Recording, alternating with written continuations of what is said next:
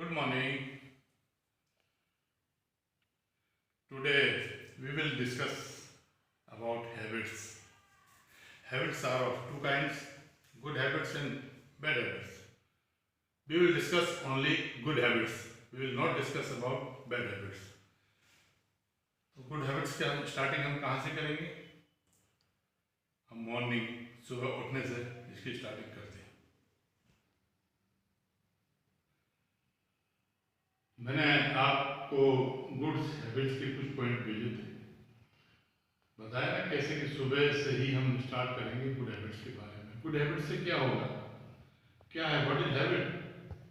हमें अपनी लाइफ में कुछ ऐसा रूटीन बनाना चाहिए कि हम जो भी कुछ करें वो अच्छा करें, वो सोसाइटी को पसंद आए, अच्छा लगे। कोई आदमी, कोई रिश्तेदार, कोई मित्र, कोई हमारे घर आने वाले गेस्ट हमें देखकर ये न कहें कि इसकी तो हैबिट्स ही अच्छी नहीं है। गुड हैबिट्स हमें लाइफ में सक्सेस भी देती है। तो सबसे पहले आप देखेंगे गुड हैबिट्स तो स्टार्टिंग ही मॉर्निंग से कर रहे हैं, तो क्या करना चाहिए? हमें सुबह जल्दी उठना चाहिए। सबसे पहले क्या है गुड हैबिट? Awake early. ये हैबिट्स के जो पॉइंट्स हैं वो मैंने आपको भेज दिए हैं। Good habits, awake early. फिर उठने के बाद क्या करना है हमें? We should brush our teeth. अब टीथ को ब्रश कब करना है इसके बारे में बताएं, बोल दियो।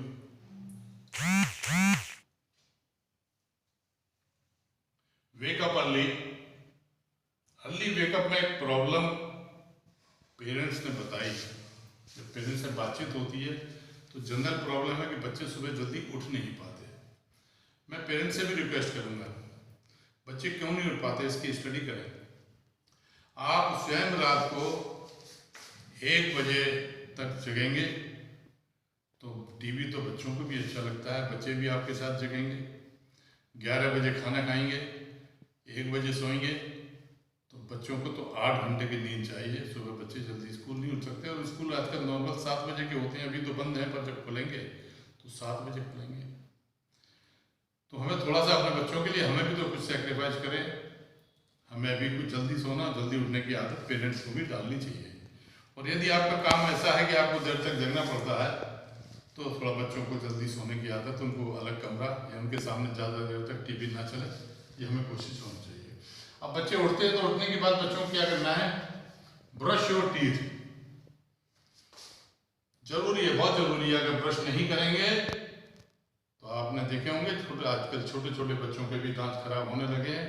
अब ब्रश और टीथ हम कहते हैं, परंतु इसका लॉजिक क्या है? कितनी बार, हमसे पूछते हैं कितनी बार हम ब्रश करें, बच्चे कितनी बार?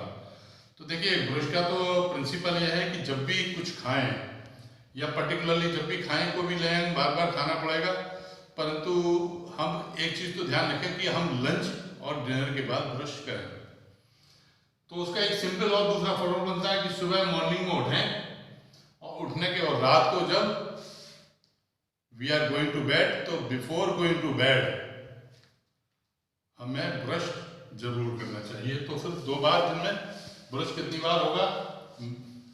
ब्रश हमें करना है 2 बार करना है, morning and before going to bed. अब एक चीज और भी बहुत जरूरी है, और बहुत कम लोगों को ऐसा लोग इसकी प्रैक्टिस नहीं बनाते, हमें अपने जूते भी साफ रखने हैं। देखिए, एक चीज तो जरूरी है कि बच्चों को आदत डाली है कि शूज पहन के स्कूल जाए, या बाहर भी जाए तो शूज पहन के जाए। जनरली स्लीपर पहन के बच्चे घर में तो ठीक है घूमते हैं, उनको आदत डाली है शूज पहनने की। तो ब्रश योर शूज, तो ये बहुत इंपॉर्टेंट पॉइंट है, और ये नोट किया जाता है।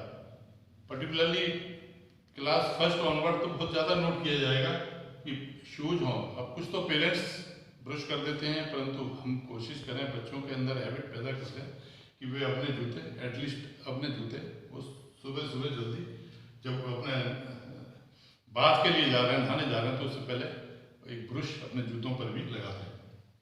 उसके बाद हमें क्या करना है? हैबिट्स में टे के बाद अब एक बात ऐसी चीज़ है कि हमने नोटिस की है बच्चों में, स्कूल में, कई स्कूलों में मैंने सर्वे किया है, बच्चे नहा के नहीं आते।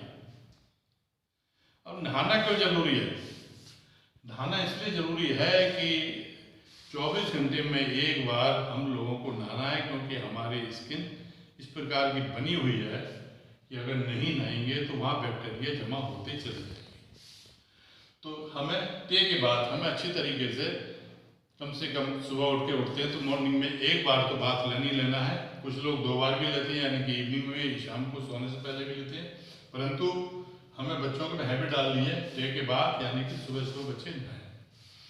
और बात के बाद में कई बार देखा है कि नहा तो लिए पर बाल को कॉम्ब नहीं किया है, तो वही बच्चों में आदत हो, कॉम्ब योर हेयर्स, अपने सिर के बालों को कॉम्ब जरूर करें नहाने के बाद में। ये कॉम्ब योर हेयर, ये भी एक गुड हैबिट है।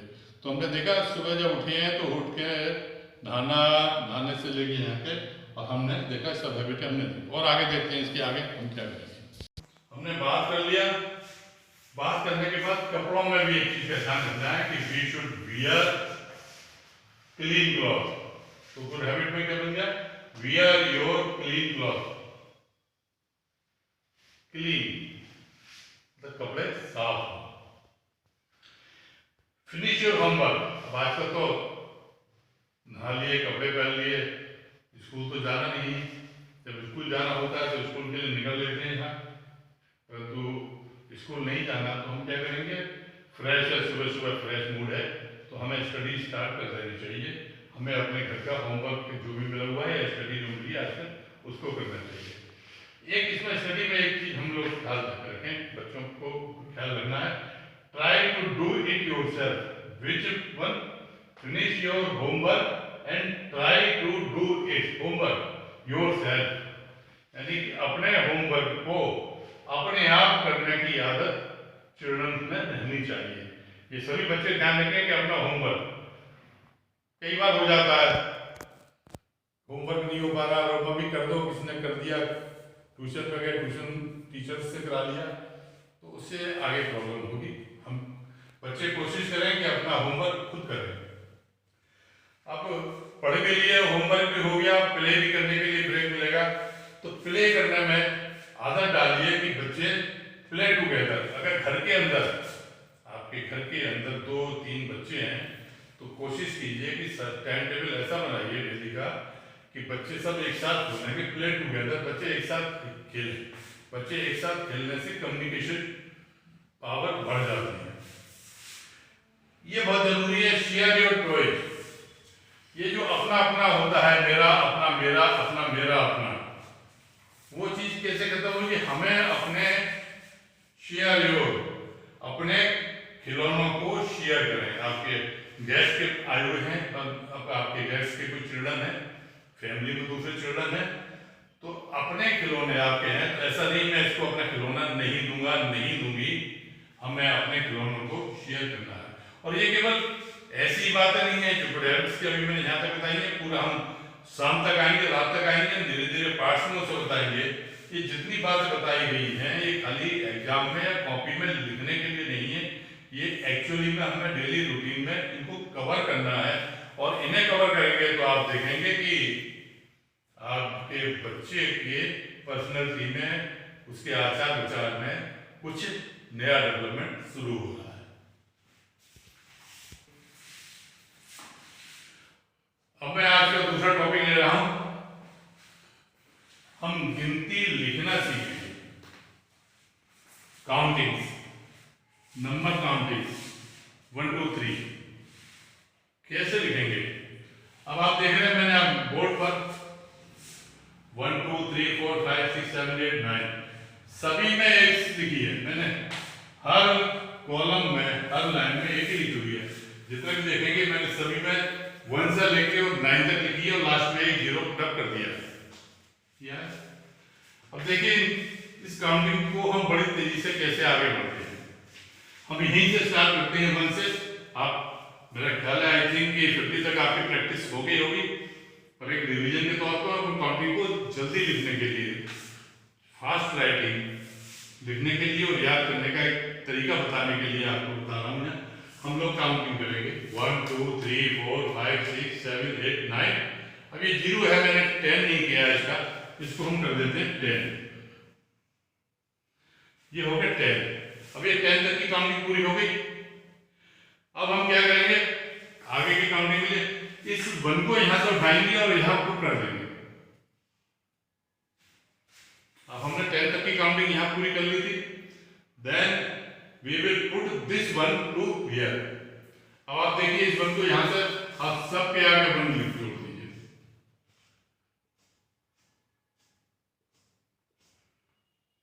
ये 0 इसको अभी स्क्वायर कर दीजिए, 9 पर लाके 1 जोड़ दीजिए। अब क्या हो जाएगा यहाँ 11 12। साउंड देखिए, साउंड बहुत इजी वे है काउंटिंग सीखने का। साउंड आप देखिए कि हर रो में साउंड कॉमन आप चली जाएगी। 11 12, जब 2 बोल रहे हैं तो 12 की आवाज आ रही है। 13 3 है तो 13 की आवाज आ रही है। 4 है तो 14, 5 है तो 15, 6 16, 7 17, 8 18, 9 19। यानी सिमिलर साउंड अगर को आ रही है तो मैं काउंटिंग को याद करने में बहुत अच्छा रहेगा। अब क्या होगा, हमारी 11 से स्टार्ट हुई है तो हमें 0 का नहीं पुट करेंगे, हम सेकंड नंबर लेते हैं। हमने 1 ले लिया था इधर, अब हम सेकंड नंबर को यहां लिखेंगे तो इट विल बिकम 20 हो गया। नेक्स्ट सेम स्टेप, इस 2 को हम यहां से उठा के इसको यहां लगा देंगे। We shall put this 2 to here. अब देखिए वही फार्मूला, 2 लगाया है तो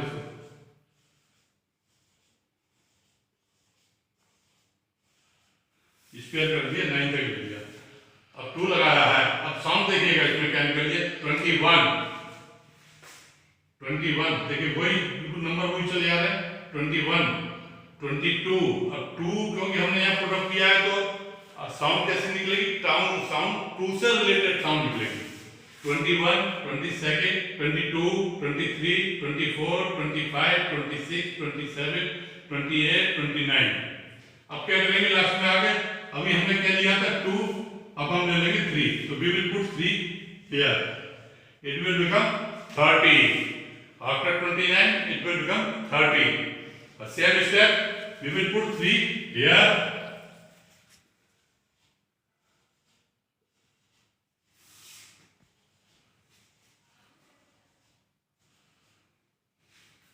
देन 3 लिया है तो आवाज कैसे निकलेगी, साउंड कैसे आएगी, साउंड 3 को रिलेटेड होगी तो क्या बोलेंगे 31 32।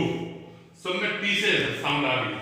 31 32 33 34 35 36 37 38 39 हुआ। अब फिर क्या करेंगे यहाँ 0 पे, अभी हमने क्या किया था, यहाँ से 3 लिया था। Then we will take 4 over here, we will take put 4, we will take over here.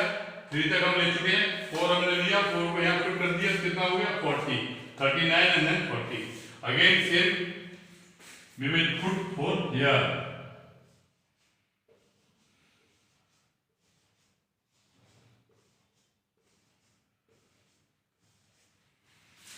Sound क्या निकलेगी 4 की साउंड है, साउंड देखिएगा 41 42, 4 से related F 4 FO 4 FO 41 42 43 44 45 46 47 48 49।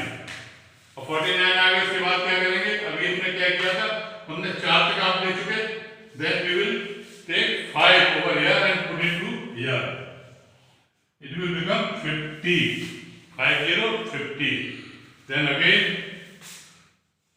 5 5 5 5 5 5 5 5 5।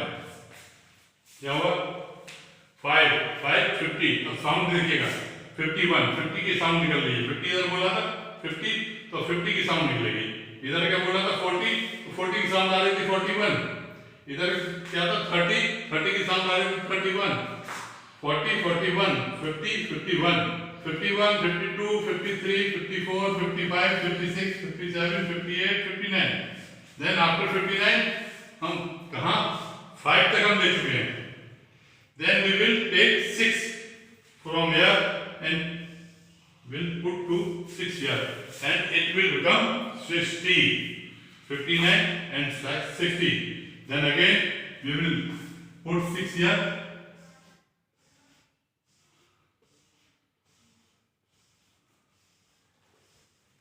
Then sound here is 60. Sound क्या आएगी? 60. 61. सेम रिपीट हो रहा है. 1 2 3. इधर साउंड क्या है? 60. 61. 60 साउंड है. 62. सेम रिपीटिंग हो रही है. बड़ा इजी है. 60 साउंड है. 61, 62, 63, 64, 65, 66, 67, 68, 69. अब क्या करेंगे? 6 तक ले लिया. Then we will take 7 and this is 70. अब आप देखिए, इसकी अगर आपने यहाँ 9 तक, अगर 1 2 से लेकर 9 तक की आपने बहुत अच्छी प्रैक्टिस कर ली, तो आप देखेंगे आप 99 तक बड़े इजीली यू विल गो. हमने 70 तक लिया है. इस तरीके से हम ले सकते हैं. 70 के बाद फिर 71 72 ले सकते हैं. तो आज 70 तक लिया है. 70 तक लिखिए, प्रैक्टिस कीजिए और इसको अच्छी तरह याद कीजिए. ये काउंटिंग मैंने सिखा दी. काउंटिंग तो एक सीक्वेंस में है, पर सीक्वेंस में काउंटिंग कभी भी एग्जामिनेशन में पूछी नहीं जाएगी. आपको याद होना चाहिए काउंटिंग के बारे में. तो क्वेश्चन आएगा तो क्या पूछेंगे? क्वेश्चन आएगा तो उस क्वेश्चन में बीच में से कोई हम फिगर को हटा देंगे.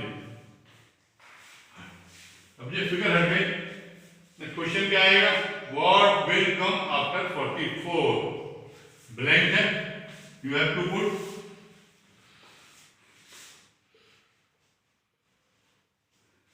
ये पैटर्न बता दिए किस पैटर्न के आते हैं. अब काउंटिंग एक तो सीक्वेंस में हो गया. एक मैंने इससे पहले मैंने आपको बता चुका हूं कि काउंटिंग 2 तरीके से होती है. Counting and second is backward counting. Backward counting 70 69 68. तो इन केस हमको ये काउंटिंग अच्छी तरीके से लर्न हो गई तो हम बैकवर्ड काउंटिंग भी इजीली कर लेंगे. अब आप घर पे छुट्टियां हैं, प्रैक्टिस कीजिए. 100 तक काउंटिंग इसी फार्मूले से लिखिए. उसके बाद बैकवर्ड काउंटिंग की भी प्रैक्टिस करिए. जहां समझ में नहीं आता हो आप व्हाट्सएप पे हमको मैसेज करें. और यूट्यूब पे जो लोग प्रोग्राम दे रहे हैं, मैं फिर उनको याद दिला दूँ, वो जरूर सब्सक्राइब करें और बेल आइकन दबा दें. यूट्यूब का लिंक है kid learning Gopal Agarwal. 4 words डालने पड़ेंगे और आपको सारी वीडियो अपने सीरीज में मिलती चली जाएंगी. Thank you.